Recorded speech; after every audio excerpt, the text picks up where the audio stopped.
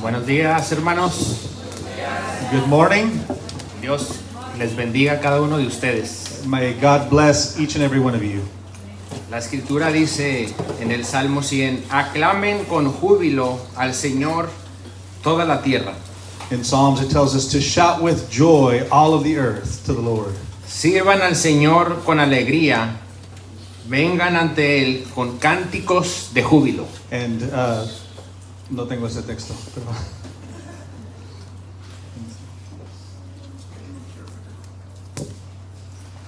it says, serve the Lord with joy and come to Him with shouts or songs of joy. Amén. Hermanos, pues bienvenidos una vez más a la Iglesia Bíblica Logos. So welcome once again to Logos Bible Church. Es una alegría estar juntos una vez más para adorar a nuestro Dios. It's a real joy to gather together and to praise our Lord. Así que bienvenidos una vez más a todos los que han venido por primera vez. Bienvenidos. And if you've come here for the first time, we want to give you a special welcome. Y bueno, brevemente vamos a dar unos anuncios, ¿ok? We have a few announcements real quick. Este jueves no va a haber estudio, ¿ok? So first announcement, this upcoming Thursday, we will not have our study. Si Dios quiere, hasta el siguiente jueves retomaremos el estudio de los jueves, ¿ok? We're going to be continuing the following week. Sin embargo, hermanos, ojo con esto. Esta semana nos reuniremos el viernes en lugar del jueves. But this is important. Next week, the week after this following Thursday, we're going to be restarting, but we're going to be meeting on Friday that week. Ajá, es para el servicio del Viernes Santo, que es el 3 de abril. So that would be Friday, April 3rd, would be the next midweek service, and it's going to be for Good Friday. Okay, entonces 3 de abril en viernes. So the next midweek meeting we're going to have is Friday, April 3rd, here. Así es. Y segundo anuncio, para el servicio de Pascua tendremos un picnic especial. And our second announcement is that for Easter service, we're going to have a special picnic. Y compartiremos más detalles el próximo domingo, así que estén atentos. And next week, we're going to be sending out some more, giving out some more information. Amén. Bueno, vamos a la escritura, hermanos, acompañen por favor. En 2 de Timoteo, capítulo 2, versículo 19. Would you please join me in your Bibles in 2 Timothy, chapter 2, verse 19. 2 Timothy 2:19. Dice la palabra del Señor así: no obstante, el sólido fundamento de Dios permanece firme, teniendo este sello: el Señor conoce a los que son suyos, y que se aparte de la iniquidad todo aquel que menciona el nombre del Señor. 2 Timothy 2:19 says, nevertheless, the firm foundation of God stands, having this seal: the Lord knows those who are His, and everyone who names the name of the Lord is to abstain from wickedness. Amén. Vamos a orar, hermanos. Let's pray. Padre amado, te damos gracias por tu amor, por tu misericordia, por la gracia que has derramado sobre cada uno de los que estamos aquí. Te adoramos, exaltamos tu nombre, te damos honra y gloria por quien tú eres. Estamos agradecidos, pues tú has enviado a tu Hijo Jesucristo en propiciación por nuestros pecados. Estamos maravillados de tu nombre, porque tu nombre es como un ungüento derramado para nosotros, pues tú eres el único que diste la vida por nosotros cuando veniste, Señor Jesús, habitaste en la tierra y vimos tu gloria como del unigénito del Padre, lleno de gracia, lleno de verdad, que estabas en el mundo, que el mundo por ti fue hecho, pero el mundo no te conoció. Pero le has dado potestad, ser llamados hijos de Dios, a aquellos que te reconocen como el Cristo, como el Mesías, el ungido, el Salvador. Y henos aquí, Señor. Estamos ante tu presencia como pueblo, reconociendo que necesitamos de ti y que sin ti no somos absolutamente nada, pues tú eres la fuente de vida eterna, tú eres la fuente de sabiduría, tú eres la bondad, tú eres la sabiduría, tú eres soberano, tú eres poderoso, y nosotros pecadores, insuficientes en todo momento. Pero exaltamos tu nombre hoy, Señor, exaltamos tu misericordia y tu gracia, porque has sido bueno con nosotros y no has pagado a nosotros conforme a nuestros pecados, pues tu misericordia nos ha alcanzado y estamos agradecidos con todo lo que tú has hecho con nosotros. Nos arrepentimos de nuestros pecados, te pedimos perdón por ellos, por nuestras fallas, por nuestros tropiezos, pero estamos conscientes de que tú nos sostienes de la mano y nos ayudas a caminar y nos santificas y nos has dado a tu Espíritu Santo para seguir perseverando y seguir creciendo. Por lo tanto, Señor, te pedimos hoy que sea tu bendición sobre nosotros, que sea tu palabra predicada y que tú seas exaltado por sobre todas las cosas. En esta mañana, Señor, te decimos gracias, pero te pedimos, ayúdanos en nuestra debilidad. Ayúdanos, Señor, a predicar tu palabra y que sea tu nombre derramado sobre nuestros corazones para tu propia gloria. Te lo pedimos todo esto, Padre amado, en el nombre de Jesús. Amén. Hermanos, vamos a orar. Amén. Vamos a buscar quietud, vamos a recoger nuestros pensamientos, vamos a enfocarnos en lo que Dios nos va a hablar hoy. Amén. ¿Listos, niños?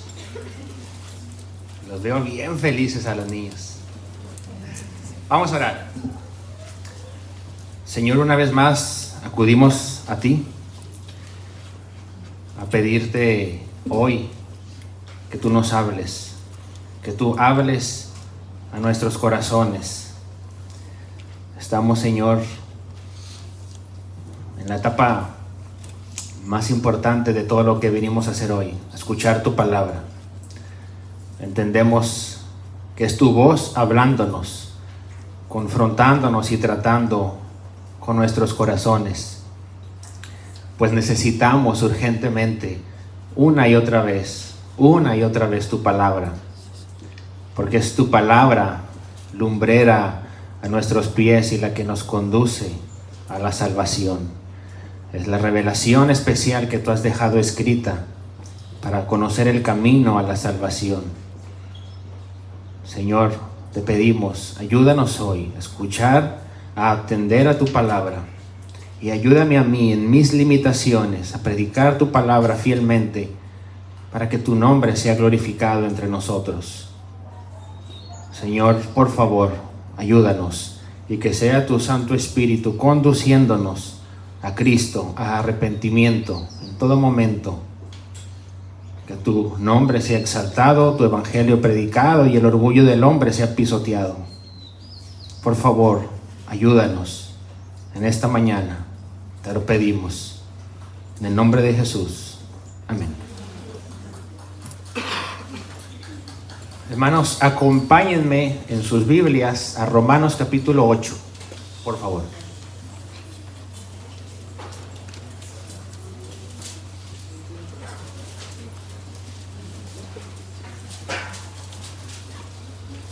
Romanos capítulo 8.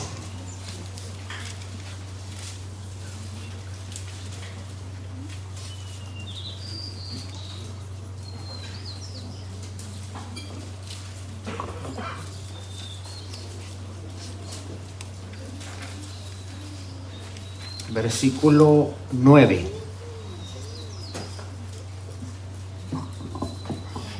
¿Listos?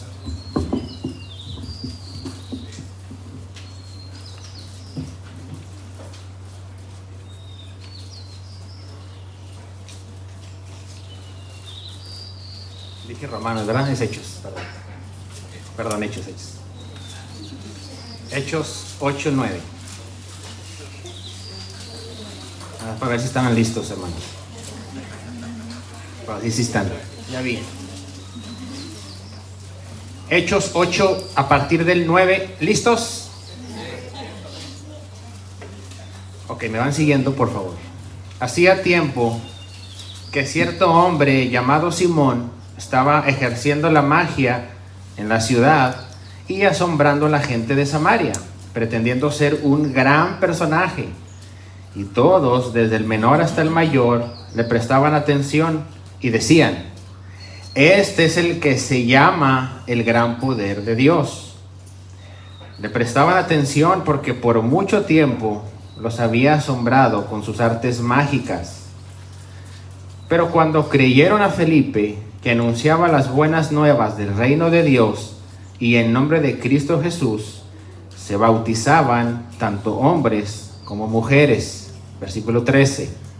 Y aún Simón mismo creyó, y después de bautizarse, continuó con Felipe, y estaba atónito al ver las señales y los grandes milagros que se hacían. Cuando los apóstoles que estaban en Jerusalén oyeron que Samaria había recibido la palabra de Dios, les enviaron a Pedro y a Juan, quienes descendieron y oraron por ellos para que recibieran el Espíritu Santo, porque todavía no había descendido el Espíritu Santo sobre ninguno de ellos, solo habían sido bautizados en el nombre del Señor Jesús. Entonces Pedro y Juan les imponían las manos y recibían al Espíritu Santo. Cuando Simón vio que el Espíritu se daba por la imposición de las manos de los apóstoles, les ofreció dinero y les dijo: denme también a mí esa autoridad, de manera que todo aquel sobre quien ponga mis manos reciba el Espíritu Santo. Entonces Pedro le contestó: que tu plata perezca contigo, porque pensaste que podías obtener el don de Dios con dinero.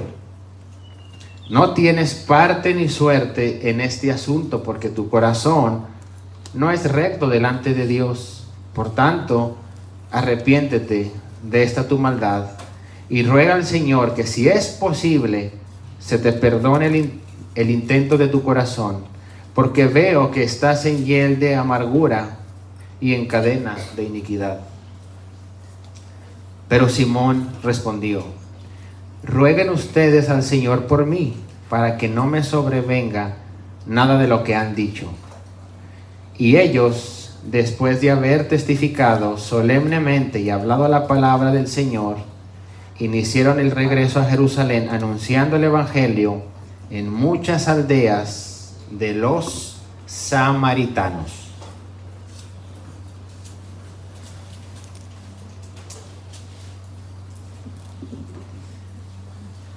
Hermanos, ¿qué tan lejos puede llegar un hombre en el camino al cielo y al mismo tiempo ser solo un casi cristiano? Niños, imagínense esta escena. A todos los niños, llamo su atención. Imagínense esta escena. Su papá les da un billete de $100 para que compren dulces y juguetes. Y supongamos que van aquí al Walmart, que está aquí a un lado. Cuando ustedes llegan, pagan con ese billete. A simple vista, el billete parece normal. Mismo tamaño, mismo color, mismo diseño. El cajero lo toma, lo revisa y de pronto lo pasa por una máquina especial. La máquina especial no revisa el color, no revisa el tamaño, no revisa el diseño. Revisa lo que no se ve a simple vista. Y en segundos suena una alarma. Pip, pip, pip. Es falso el billete con el que pagaron. No se van a poder llevar nada de lo que ustedes querían comprar. El billete era falso. El billete cumplía con todo, sí, menos con lo esencial. No era auténtico, aunque parecía serlo. Este es el caso de Simón. Simón nos deja claro que los pecadores pueden identificarse con la fe cristiana sin poseer la sustancia ni la eficacia de ella. Amados, quiero que pongan atención con lo que les voy a decir. Yo sé que la predicación del Evangelio ha llevado a muchos de ustedes a hacer una profesión de fe. Pero me temo que quizás, solo algunos hayan sido acercados realmente a Cristo para salvación. Les ruego por favor que soporten mi celo, pues es el fruto de un amor tierno por cada una de sus preciosas almas. La mayoría de los hombres se consideran buenos cristianos en su propia opinión. Pero ustedes saben que la ley no permite que un hombre sea el testigo de su propio caso, pues por lo general su afecto sobrepasa su conciencia y el amor propio defrauda la verdad por intereses de uno mismo. La palabra de Dios dice que el corazón del hombre es perverso y es engañoso y es el mayor impostor que el hombre posee dentro de sí. Entonces, como acabamos de leer, una persona puede haber tenido una profesión muy fuerte sin que exista necesariamente una verdadera conversión. Mi propósito no es quebrar la caña cascada ni apagar el pábilo que humea, como dice Isaías 42. Ese no es mi propósito. No es desanimar al creyente más débil. No es entristecer al que Dios no ha entristecido. Mi propósito con este sermón tiene el propósito de sacudir a los profesantes formalistas que no se han dado cuenta de que están fuera del pacto de gracia, de exponer el peligroso estado del hipócrita profesante y aletargado, a los que tienen nombre de que viven, pero están muertos, y a los que tienen apariencia de piedad, pero niegan la eficacia de ella. Que el Señor quiera acompañarnos hoy con su bendición. Para a todos aquellos que estamos aquí escuchando este sermón y a todos los que escuchen el sermón el día de mañana o cuando lo escuchen, para que sea una palabra que avive nuestros corazones, que sacuda nuestros corazones y en particular a esta generación de profesantes libertinos que abundan en este tiempo, los cuales piensan y creen que han hecho suficiente para llegar al cielo cuando van a la iglesia, cuando doblan sus rodillas y cuando dicen algunas oraciones, incluso cuando reciben la cena del Señor oportunamente. Por esto piensan que su condición y su salvación están seguras. Aunque haya un infierno de pecado en sus corazones y tengan veneno de áspides debajo de sus labios, y aunque sus mentes sean carnales e inconversas y su conducta inmunda y profana. En nuestros días, el redescubrimiento de la doctrina reformada ha llevado y ha manifestado que muchos profesantes formalistas no eran verdaderamente convertidos.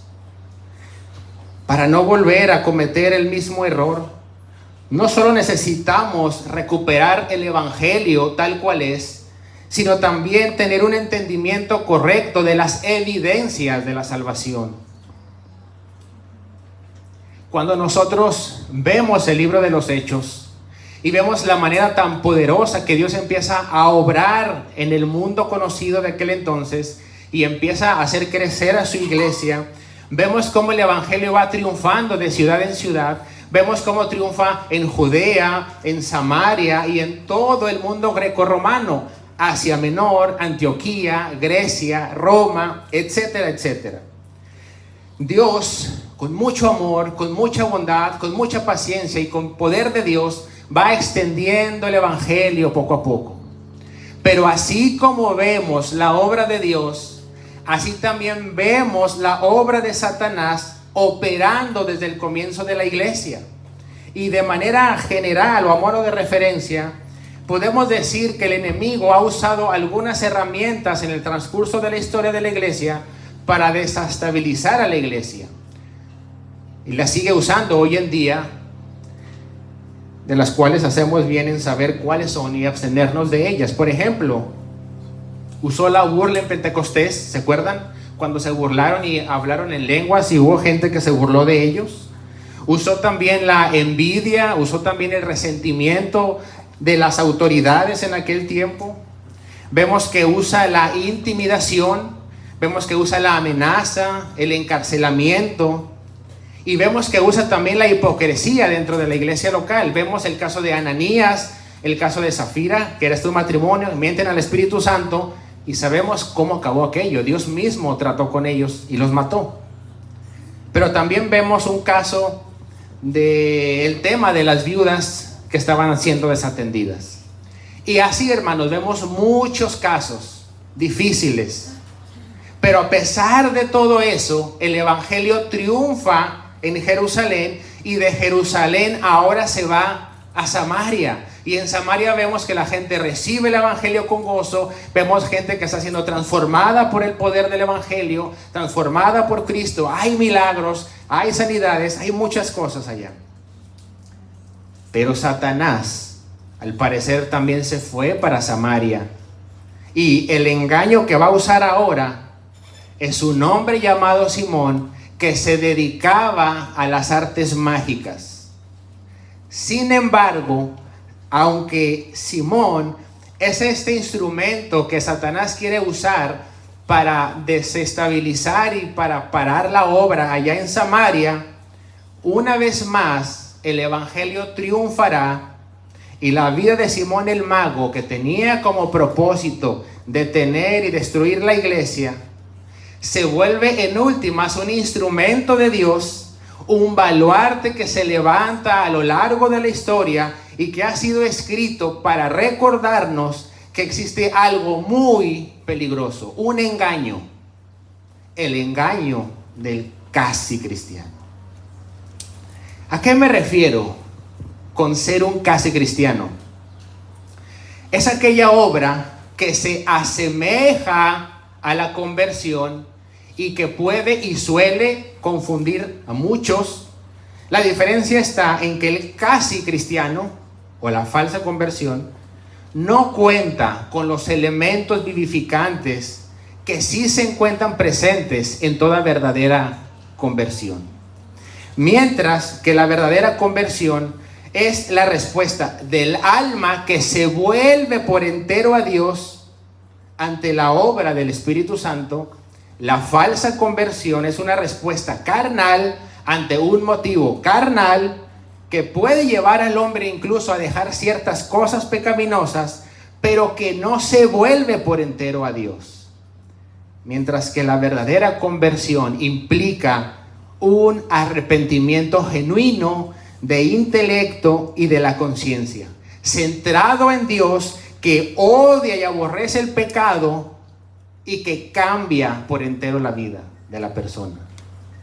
El casi cristiano tiene un falso arrepentimiento que no pasa de un simple remordimiento, basado en un cambio de enfoques, en un cambio de opiniones, pero que está centrado en el hombre a final de cuentas, y que puede cambiar la dirección general de la vida, pero que nunca cambia la vida misma.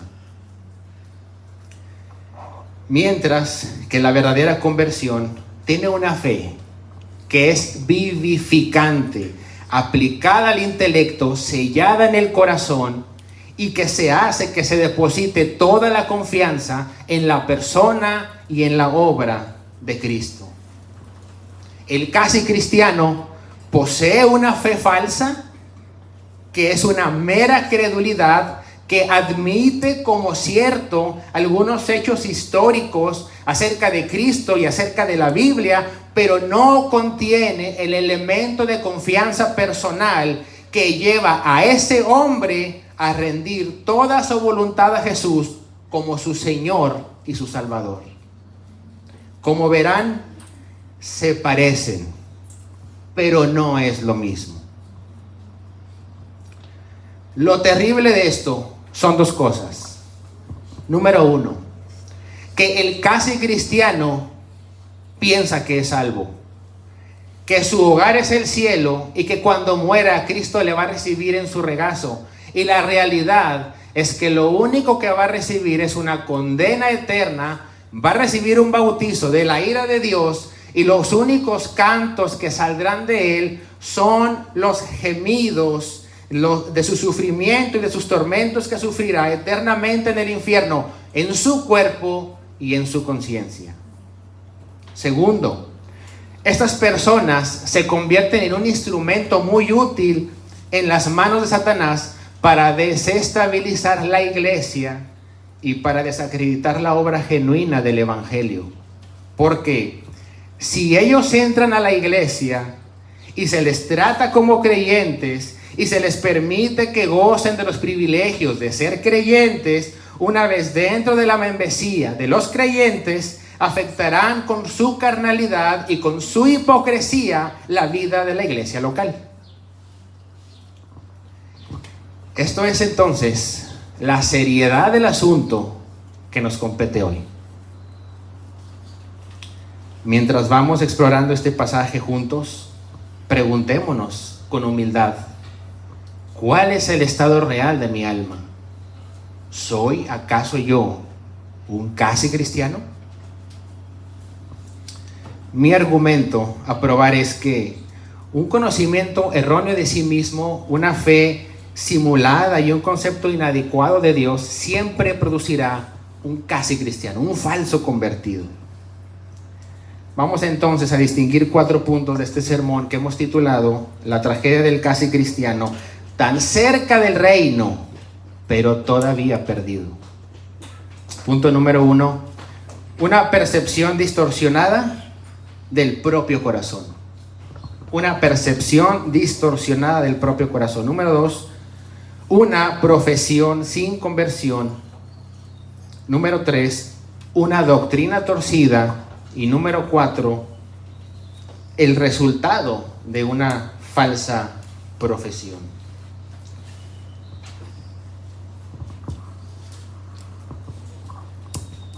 Permítanme.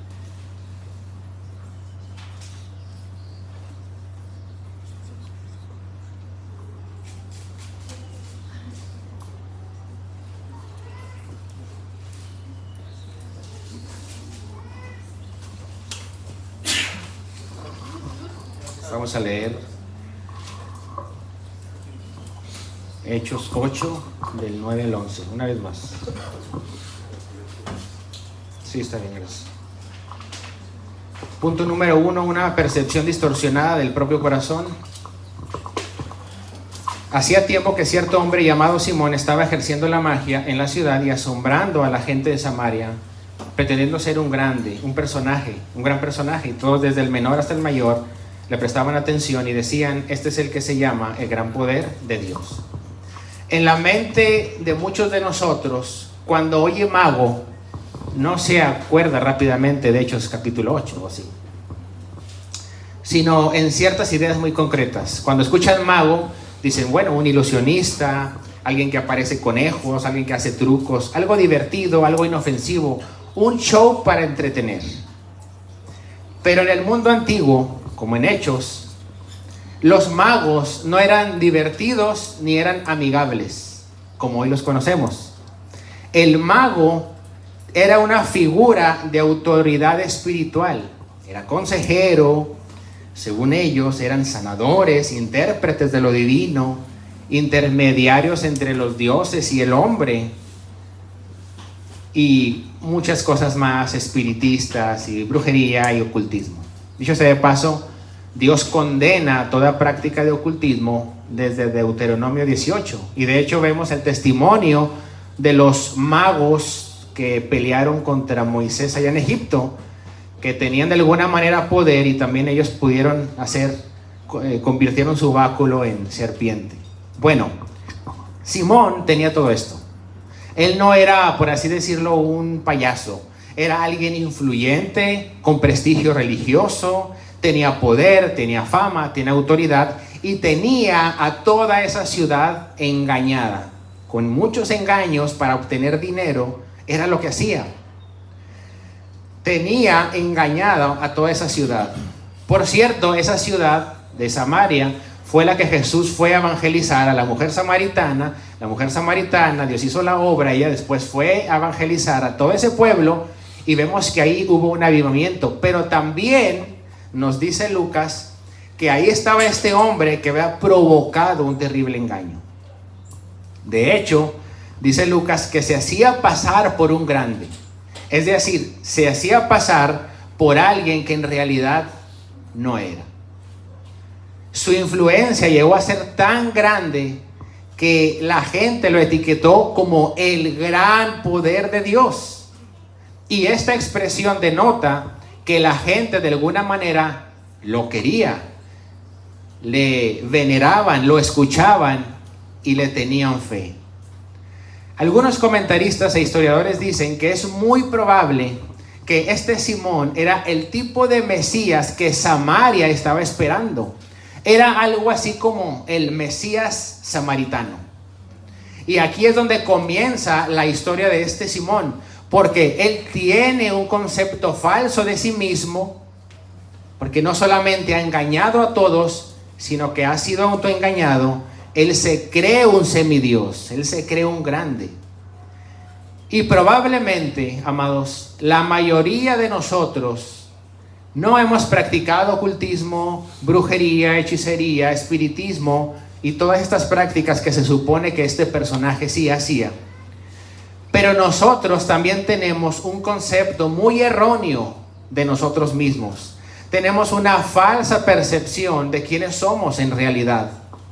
La mayoría de las personas se consideran como buenas, ¿verdad? Y se consideran buenas porque se miden con las acciones de otras personas. Es decir, tú escuchas a estas personas decir algo así: bueno, yo no soy malo porque yo no actúo como los narcotraficantes. Yo soy bueno, yo no soy malo porque yo no actúo como los políticos de mi país. Yo no he hecho las cosas que Simón el Mago hizo. Yo no he hecho las cosas que Jeffrey Epstein hizo. Ellos sí son muy malos. Pero estas personas piensan así porque su bondad o la bondad la miden con la maldad de otras personas y no con el estándar de la santidad de Dios. Pero es que este Simón se creía un semidios, se creía un grande. Nada que ver conmigo. Pero si nada que ver contigo, entonces te pregunto, ¿qué significa la lucha de tu corazón contra Dios y contra su palabra? ¿Qué hay de nuestra rebeldía hacia Dios? ¿Por qué te cuesta someterte a tu palabra o a lo que te dicen tus papás o tus jefes? Eso significa que en el fondo nosotros queremos ser nuestros propios dioses y queremos gobernar nuestras propias vidas. Cuando nos imaginamos que nuestro presente puede ser de alguna manera mejor de lo que es hoy, de alguna manera no le estamos diciendo a Dios: ¿yo puedo planear mejor mi vida? Cuando nosotros no aceptamos la providencia de Dios en algún momento determinado de nuestras vidas y la resistimos y nos enojamos e incluso nos amargamos con aquello, no le estamos diciendo a Dios de alguna forma: Dios, esa no es la forma, te estás equivocando, déjame hacerlo a mí. A lo mejor no lo confiesas con tu boca, pero en nuestro corazón manifestamos muchas veces eso. Manifestamos que en el fondo el corazón quiere autogobernarse. Cuando es nuestra razón la medida con la que determinamos lo que es bueno y lo que es malo, cuando soy yo quien quiere establecer el tiempo, la forma de buscar a Dios, la manera de relacionarme con Él, de alguna manera, no le estoy diciendo a Dios que yo soy superior a Él. Cuando quiero vivir centrado en mí mismo, en mi bienestar, en mi propia gloria, en mis proyectos, en mis necesidades, cuando busco a Dios solo por intereses superficiales y favores, cuando mi servicio siempre está limitado a mis propios intereses, no estoy demostrando que en realidad yo quiero ser mi propio Dios y que lo que realmente quiero es que Dios me sirva a mí. Nos olvidamos que el pecado de nuestros primeros padres tenía la tentación de serás como Dios. Entonces, Simón ya no nos escandaliza tanto, ¿verdad? Porque Simón es simplemente el reflejo del corazón humano. Ciertamente el pecado de Simón puede ser diferente al de nosotros, pero es la raíz es exactamente la misma. ¿Y qué es la raíz? Idolatría, rebelión del corazón. Y la Biblia en todo momento levanta su voz contra nosotros y nos acusa de esto. Romanos 3:23, por cuanto todos pecaron, todos están destituidos de la gloria de Dios. Ningún hombre está libre de esta lucha. Toma al hombre más excepcional de la ciudad y toma al hombre que vive entre ratas y entre basura, y verás que en sus corazones habita la misma plaga: pecado, idolatría y rebelión en el corazón contra Dios. Así que, como dijo una vez Paul Washer, no hay tal cosa como un hombre grande. Solamente hay hombres pequeños, débiles y pecadores de un Dios grande, santo y poderoso. Si Dios desde el torbellino te preguntara, como le preguntó a Job la semana pasada, ¿quién eres?, ¿qué le responderías? ¿Le responderías como Job?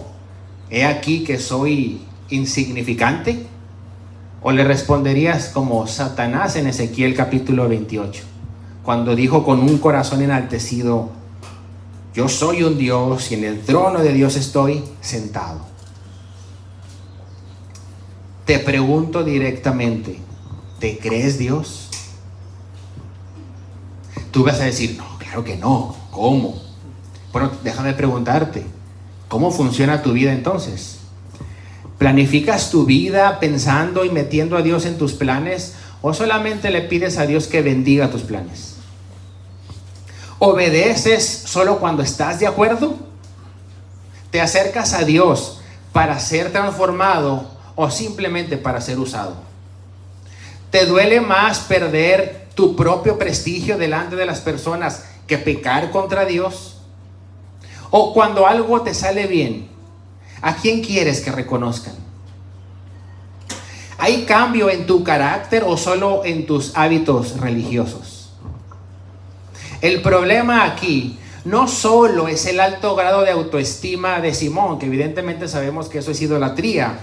El asunto es que cuando la persona tiene un concepto erróneo de sí mismo, no aceptará en ningún momento la oferta que la gracia hace por medio del Evangelio de Cristo, porque el hombre con un falso concepto de sí mismo no se arrepiente, porque en el fondo siente que no ha ofendido a Dios en nada. Y él no busca ser hallado por Dios porque él siente que no está perdido.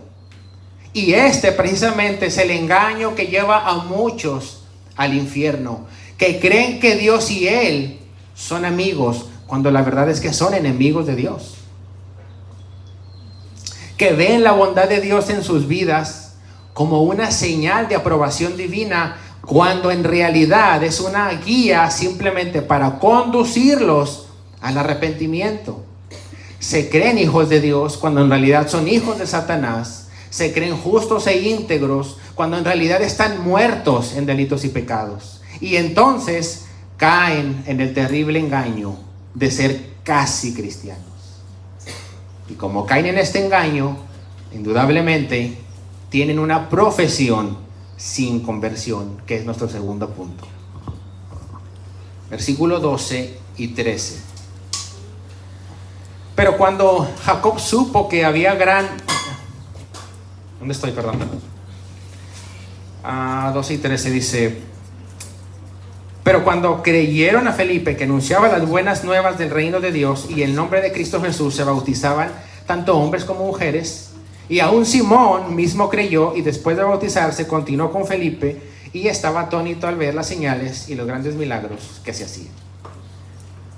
Es interesante aquí porque Lucas nos dice 4 cosas acerca de este personaje. Dice que creyó. Es decir, hizo una profesión pública de su fe. Él confesó a Cristo como su Señor y su Salvador. Y se entiende que tuvo que haber sido una confesión muy convincente para que de alguna manera Felipe le creyera. Y sabemos quién era Felipe. Felipe no era cualquiera. Felipe era un hombre de Dios, lleno de la palabra, lleno del Espíritu Santo, y era un evangelista experimentado, pero de alguna manera fue engañado. Y luego dice que se bautizó, es decir, profesó públicamente su fe ante muchos testigos. Número 3 dice que estaba siempre con Felipe. En esta versión dice estaba de continuo con Felipe. Y esta expresión es súper importante considerarla porque Lucas, el escritor de Hechos, la usa esa misma palabra en Hechos 2:42. ¿Para qué? Para decir que la iglesia perseveraba, esa palabra, perseveraba en la doctrina de los apóstoles, en la comunión, en el partimiento del pan y en las oraciones. Esa palabra es proscartereo y significa perseverar, significa asistir asiduamente a todos los ejercicios. Es decir, cuando Lucas quiso hacer énfasis en la devoción ferviente de la iglesia primitiva, usó precisamente este término griego. ¿Qué está diciéndonos Lucas? Bueno, que Simón el mago participaba y perseveraba asiduamente en todas y cada una de las actividades de la iglesia local. Pero aparte dice que estaba atónito. O sea, estaba maravillado, a punto de locura, dice el significado del original de esa palabra, a punto de locura. Era como un caudal desbordante de pasión y de ímpetu por lo que Simón estaba viendo que estaba pasando.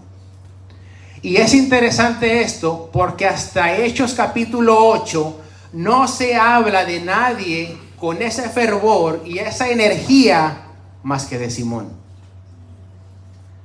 He aquí el candidato perfecto para la membresía que todo pastor quisiera tener.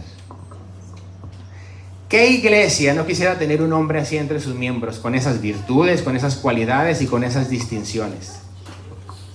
Pero observen con mucho cuidado esto. Creyó, se bautizó, estaba de continuo con Felipe y estaba atónito. Todas esas cosas son de carácter externo, nada más. Nada más.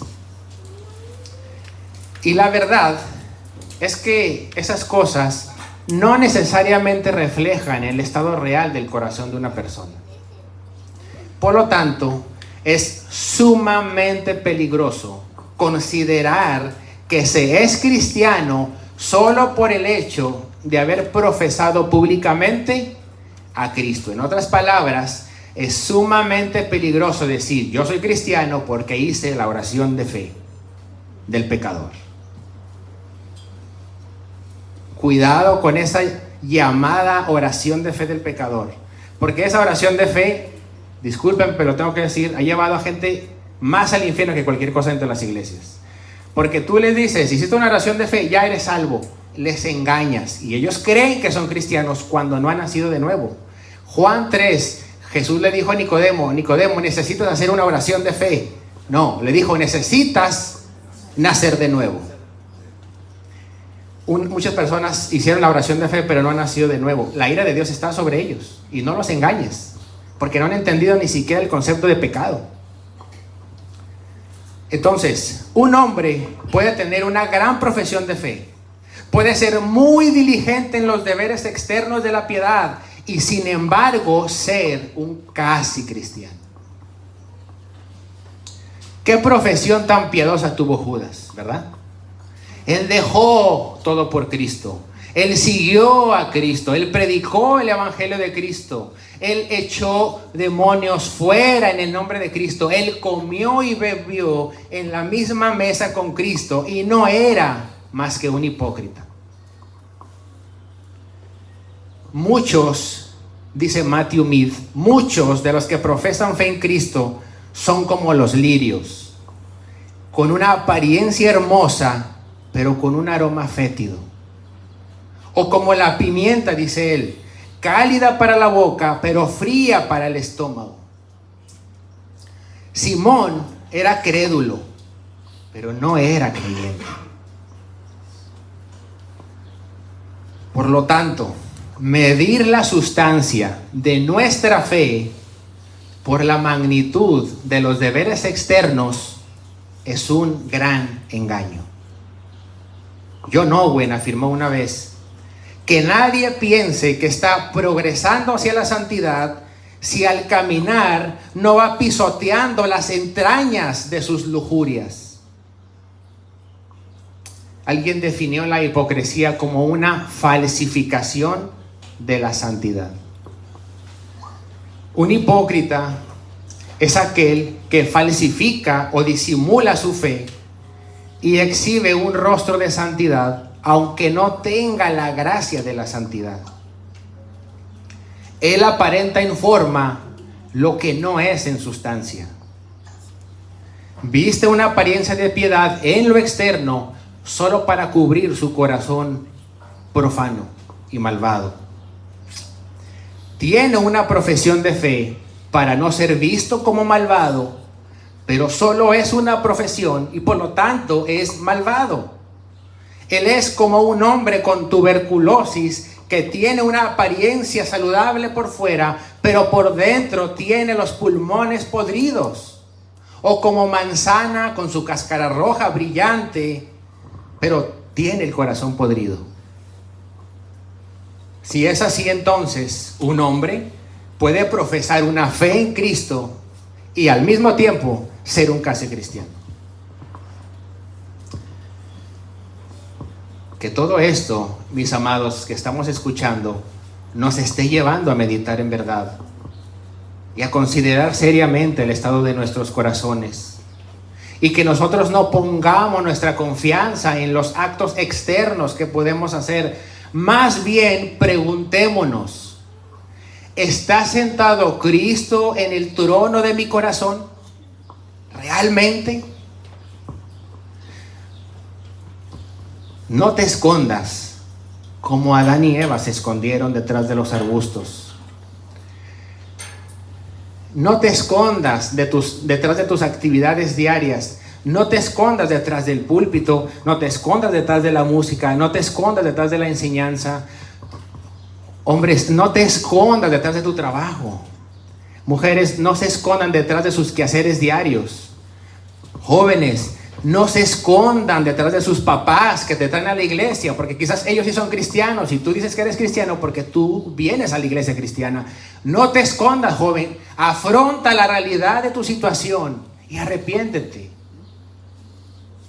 Arrepiéntete. No te escondas detrás de tu buena reputación entre la gente.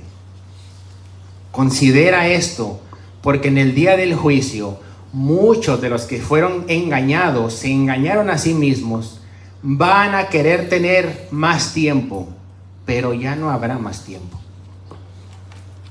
Y esto nos lleva a nuestro punto 3, una doctrina torcida. Versículo 14. Cuando los apóstoles que estaban en Jerusalén oyeron que Samaria había recibido la palabra de Dios, les enviaron a Pedro y a Juan, quienes descendieron y oraron por ellos para que recibieran el Espíritu Santo, porque todavía no había descendido el Espíritu Santo sobre ninguno de ellos. Solo habían sido bautizados en el nombre del Señor Jesús. Entonces Pedro y Juan les imponían las manos y recibían al Espíritu Santo. No tenemos tiempo para explicar doctrinalmente todo acerca de la tercera persona de la Trinidad en el libro de los Hechos, pero podemos afirmar un par de cosas. Así como el día de Pentecostés fue único, fue histórico y tenía propósitos redentivos de expandir el Evangelio y de ser capacitados, es decir, los creyentes por medio de la obra del Espíritu Santo, también esto que está sucediendo aquí en Samaria son eventos únicos, son eventos extraordinarios por una razón: expandir el reino de Dios mediante la predicación del Evangelio.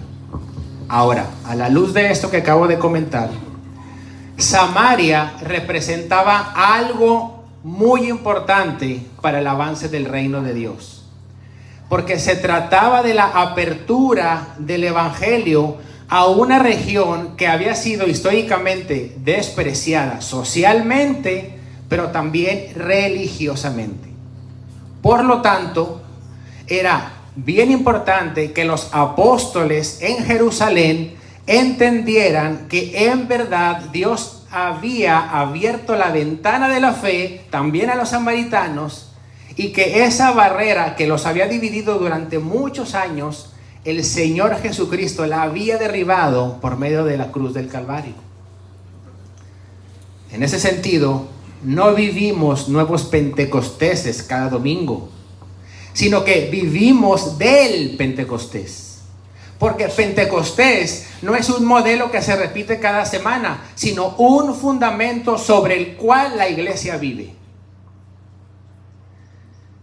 Versículo 18 y 19. Cuando Simón vio que el Espíritu se daba por la imposición de las manos de los apóstoles, les ofreció dinero. Y les dijo: denme también a mí esta autoridad, de manera que todo aquel sobre quien ponga mis manos reciba al Espíritu Santo. Aquí vemos ya finalmente cómo se destapa el corazón de Simón el Mago en sus propias palabras, ¿verdad? Aquí encontramos una serie de errores en sus pensamientos, en su teología y en su manera de ver las cosas. Pero por sus propias palabras nos hace ver que él seguía teniendo una fe totalmente corrupta, unas motivaciones impías, y estaba en una condición espiritual sumamente lamentable. No solo ha demostrado tener un concepto erróneo de sí mismo, no solamente ha demostrado una fe superficial, sino que además ha demostrado tener un concepto de Dios muy, pero muy equivocado. Vemos que la doctrina del Espíritu Santo de él es falsa, está distorsionada, está torcida. Simón no entiende nada del carácter de Dios, no entiende nada de la dignidad de la persona de Dios, y no entiende nada de la obra del Espíritu Santo, y piensa peor aún que con dinero él podía gobernar al Espíritu Santo, pedirle al Espíritu Santo que hiciera lo que Simón quería. Para Simón, prácticamente, Dios no era un Dios grande, un Dios soberano, no era un Dios por el que él podía dejarlo todo, abandonarlo todo y seguir a ese Dios. Más bien veía a Dios como la fuente por medio del cual podía alcanzarlo todo. ¿Ves la diferencia? Simón no ve a Dios como alguien digno de abandonarme y perderme en él.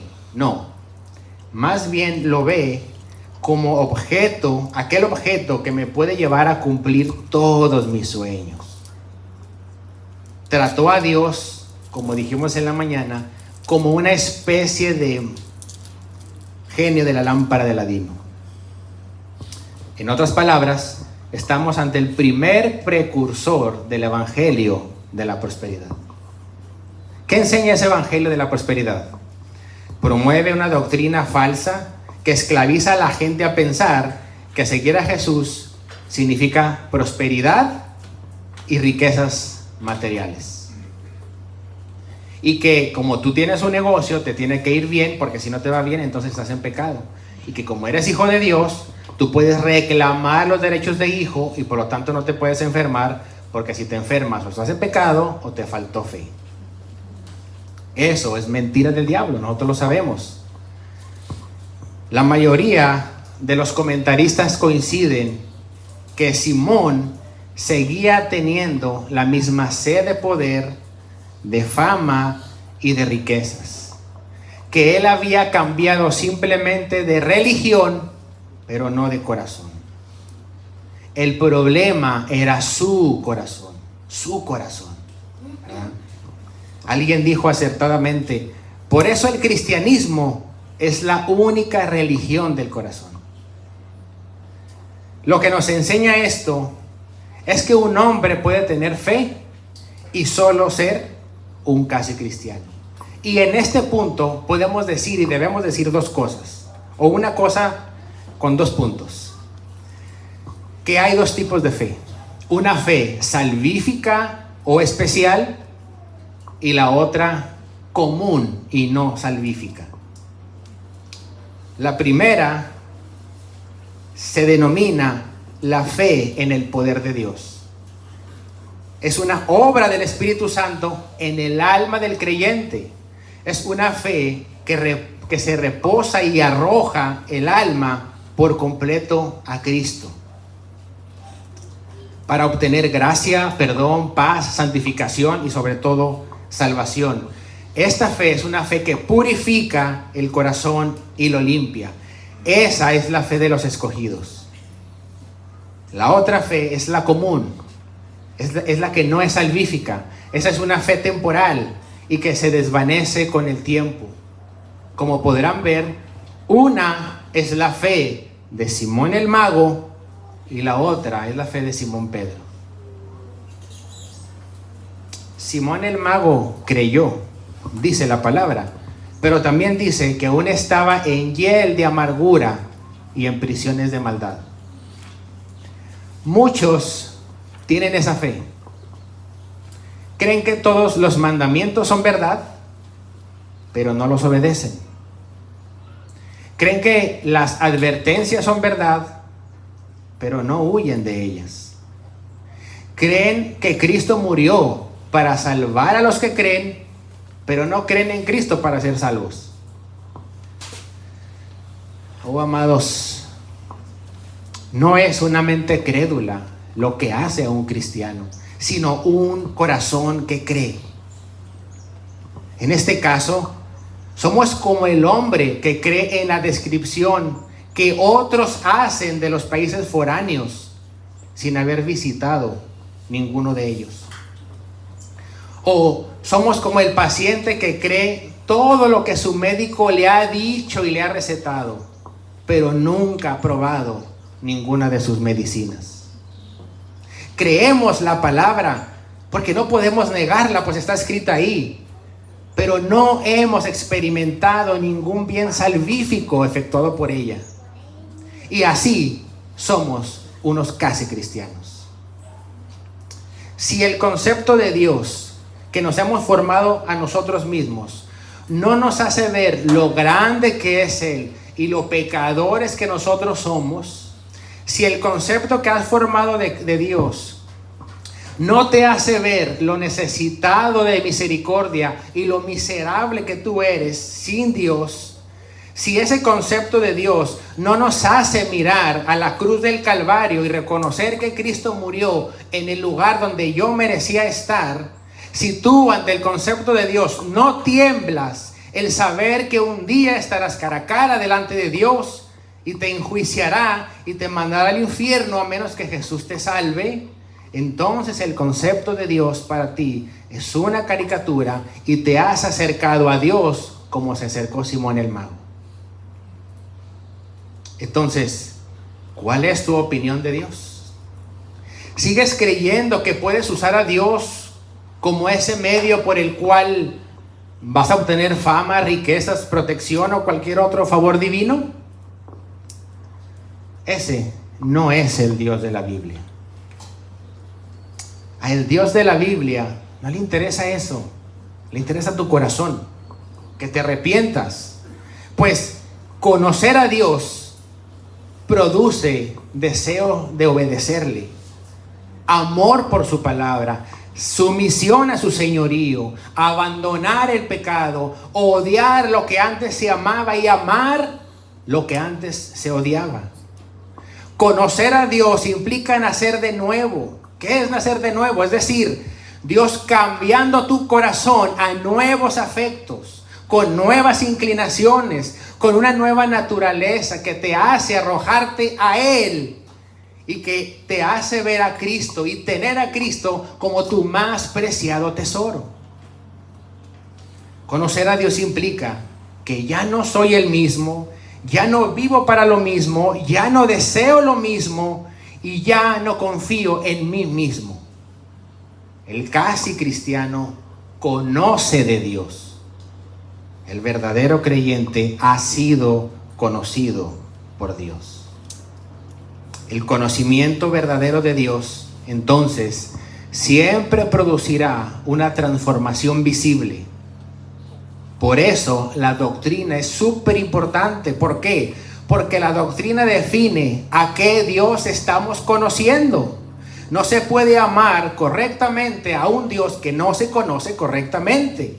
Si la doctrina es torcida, el Dios que se cree es un Dios distorsionado. La fe entonces se vuelve una fe superficial y la adoración se vuelve meramente sentimental. Una doctrina incorrecta entonces produce un evangelio centrado en beneficios, una fe sin arrepentimiento y una religión sin regeneración. Por eso, la teología no es teoría, como muchos dicen. La teología es dirección. Porque si creo que Dios existe para bendecirme nada más, entonces buscaré poder, como Simón el Mago. Pero si yo creo que Dios es santo, entonces buscaré santidad. Y si creo que Cristo es Señor, entonces buscaré someterme a Él. Entonces, la doctrina correcta y no torcida moldeará mi corazón más y más a la imagen de Cristo. No se puede tener una fe correcta con una doctrina equivocada. Y esto nos lleva a nuestro punto número 4, el resultado de una profesión falsa. Versículo 20 al 25, deja leerlo. Entonces Pedro le contestó: que tu plata perezca contigo porque pensaste que podías obtener el don de Dios con dinero. No tienes parte ni suerte en este asunto, porque tu corazón no es recto delante de Dios. Por tanto, arrepiéntete de esta tu maldad y ruega al Señor que, si es posible, se te perdone el intento de tu corazón, porque veo que estás en hiel de amargura y en cadena de iniquidad. Pero Simón respondió: rueguen ustedes al Señor por mí, para que no me sobrevenga nada de lo que han dicho. Palabras duras, ¿no?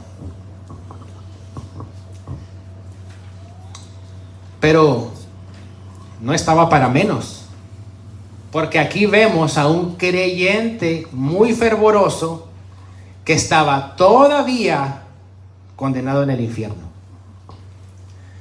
Y este es el veredicto apostólico, al decirle: tú no tienes parte ni suerte.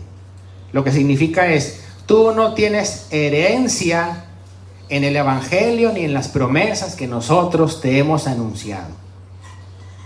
Simón, tú no eres cristiano.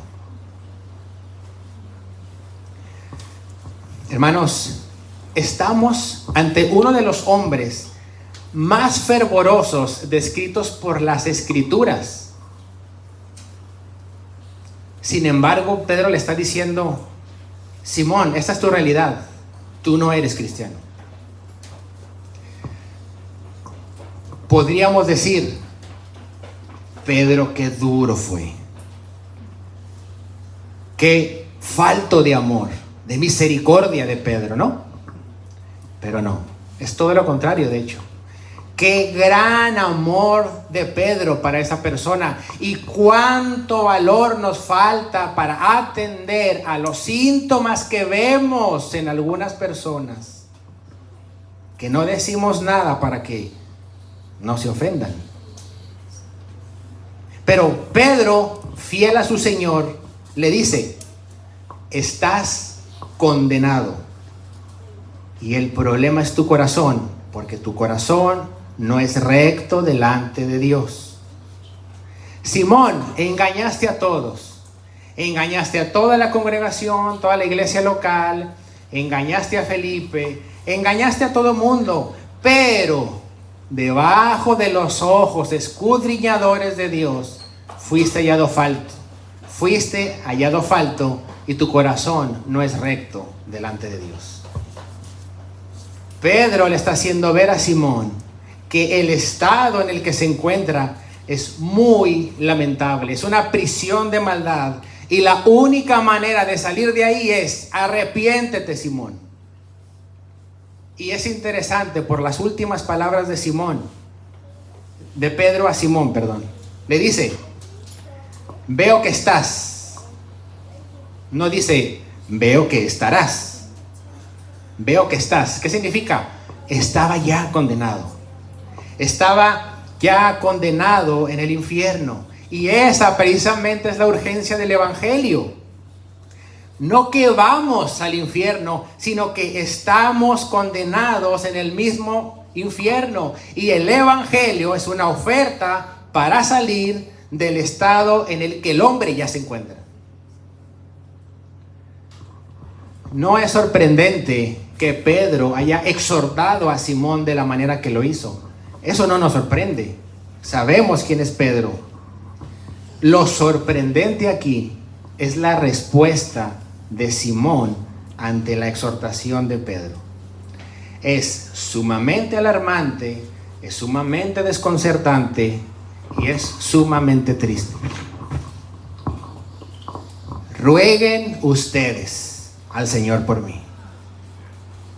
¿Rueguen ustedes? Pues el problema lo tienes tú, no yo. ¿Pero qué dijo él? Rueguen ustedes por mí, y todavía se hizo el ofendido, para que no me sobrevenga nada de lo que ustedes han dicho.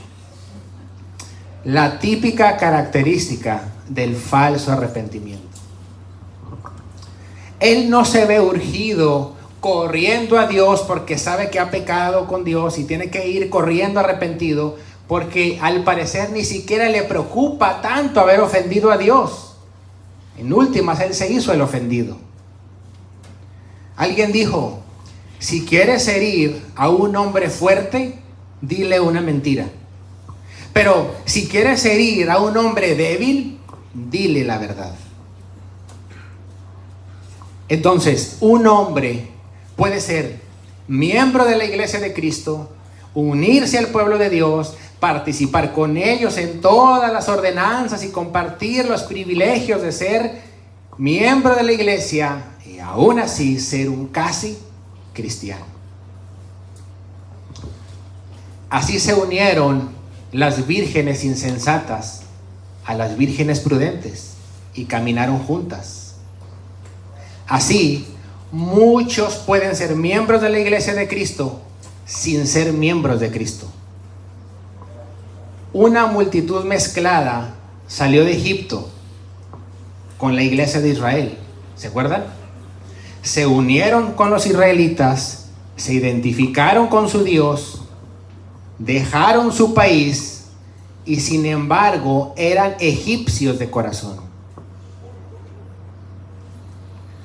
La iglesia en todas las edades, en todas las épocas, ha tenido miembros malos.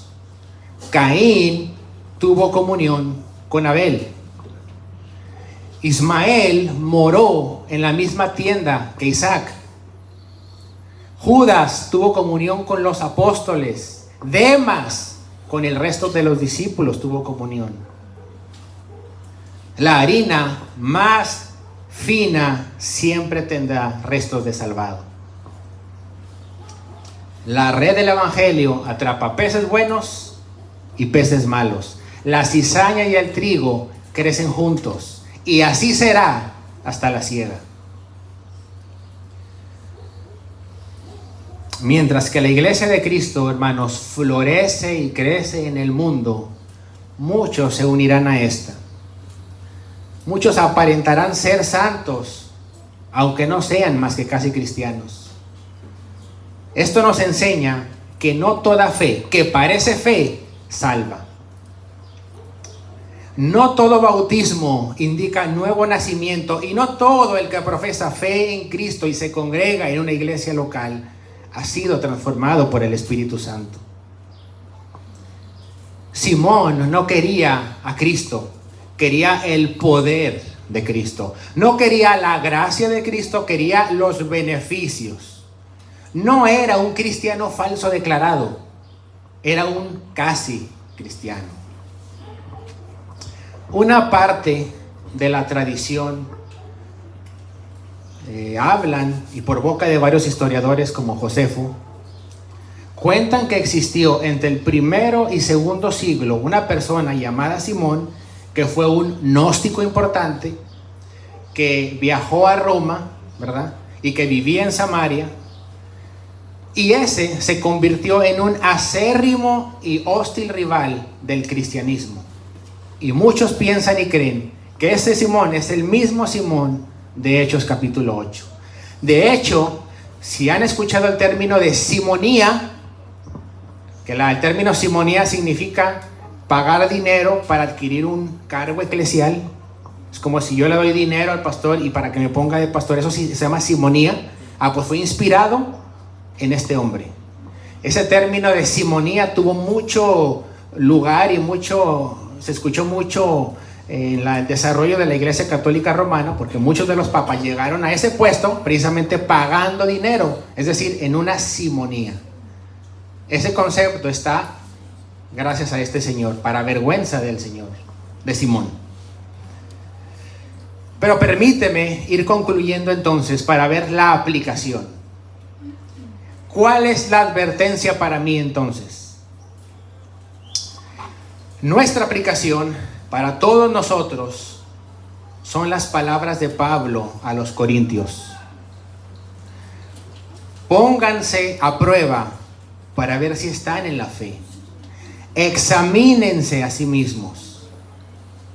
Pues debemos recordar, hermanos, que si no hay un verdadero cambio en el corazón del hombre, aunque llegue lejos y haga mucho en los caminos de Dios, sin duda morirá como hipócrita o como apóstata. El casi cristiano está cerca del reino, entiende doctrinas, se mueve en ambientes cristianos, pero su corazón no está rendido a Dios. El llamado entonces esta tarde no es: haz más obras, emociónate más, comprométete más, no, sino arrepiéntete. Ven a Cristo urgentemente en arrepentimiento y fe, y rinde tu corazón a Dios. Aquellos que hoy se sienten identificados con Simón, nada debería obstaculizarte para venir a Él y rogar a Dios, y rogar a Dios, y volver a rogar a Dios hasta que tú sepas que Dios ha cambiado tu corazón. Ruega al Señor, ven a Cristo de verdad. No seas casi salvo, no seas casi arrepentido, no seas casi cristiano. Ven a Cristo de verdad. Ven a Cristo y encontrarás oportuno socorro para tu preciosa alma, para que alcances salvación mientras hay tiempo. Cristo no murió para mejorar tu reputación religiosa, sino para darte perdón y un nuevo corazón. Jesús vivió una vida perfecta que nosotros no vivimos. Él murió en la cruz cargando la culpa real y resucitó para dar vida nueva. Simón quiso el poder del Espíritu Santo, pero no quiso someterse al Señor del Espíritu. En cambio, Jesús fue obediente hasta la muerte y muerte de cruz. Cristo no vino a comprar poder, vino a dar su vida. Jesús no vino a impresionar multitudes, vino a morir por pecadores. Pero Simón quiso evitar el juicio. ¿Qué hizo Jesús? Él cargó el juicio por nosotros. Simón ni siquiera quiso orar por él mismo. Jesús oró por sus transgresores y oró por los suyos mientras derramaba su sangre. Cristo murió por pecadores reales, no por personas religiosas que aparentan fe, sino por aquellos que reconocen y dicen: Señor, mi corazón no es recto delante de ti, perdóname, ayúdame a arrepentirme. Así que si hoy ves tu pecado, no endurezcas tu corazón. Corre a la cruz de Cristo. Allí no se vende gracia, ahí se regala el perdón de tus pecados. No salgas de aquí admirado del poder de Dios, como lo hizo Simón el mago. Sal de aquí reconciliado con Dios. No persistas en tu obstinado pecado. No sea que acabes como Simón el mago. Mira a Simón en esta tarde y nunca olvides la historia de este hombre. Un hombre crédulo, pero no creyente. Un hombre adulador, pero no un adorador en espíritu y en verdad. Había cambiado solamente de dirección, pero no de camino. Había cambiado de religión, pero no de corazón. Así que la solución es: arrepiéntete mientras hay tiempo, que nuestro Dios se deleita en perdonar. Amén. Oremos. Oh Señor, te damos gracias por tu palabra. Te pedimos que seas tú dándonos arrepentimiento. Tú pides arrepentimiento, pero tú también lo das. Y tú no desprecias a nadie que venga con un corazón humillado ante tu presencia. Así que, Señor, hoy venimos ante ti arrepentidos. Perdónanos. Danos un nuevo corazón. Danos, Señor, tus leyes como deleite para nuestros corazones. Y que podamos ver a Cristo como nuestro más preciado tesoro. Cualquier cosa que el mundo nos pueda ofrecer, que seas tú, Señor, en nuestro corazón gobernando y aplicando esta palabra en verdad, para que nosotros podamos realmente arrepentirnos, vivir una nueva vida contigo. Oh Señor, te damos gracias por tu palabra. En el nombre de Jesús. Amén.